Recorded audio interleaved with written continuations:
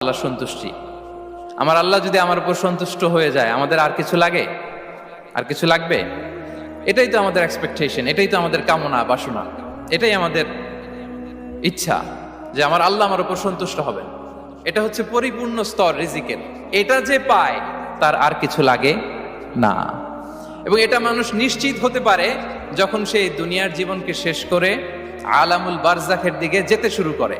তখন তাকে বলা হয়, ইয়া আইয়াতুহান নাফসুল মুতমাইন্না ইরজিই ইলা রাব্বিকি রাদিয়াতাম মারদিয়া ফাদখুলি ফি ইবাদি ওয়াদখুলি জান্নাতি।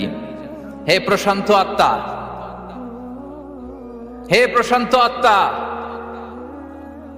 প্রবেশ করো, তোমার রবের দিকে চলে এসো, সন্তুষ্ট চিত্তে সন্তোষ ভাজন হয়ে আমার কাছে এসো, আমার জান্নাতে প্রবেশ করো। সুবহানাল্লাহ ওয়া বিহামদি।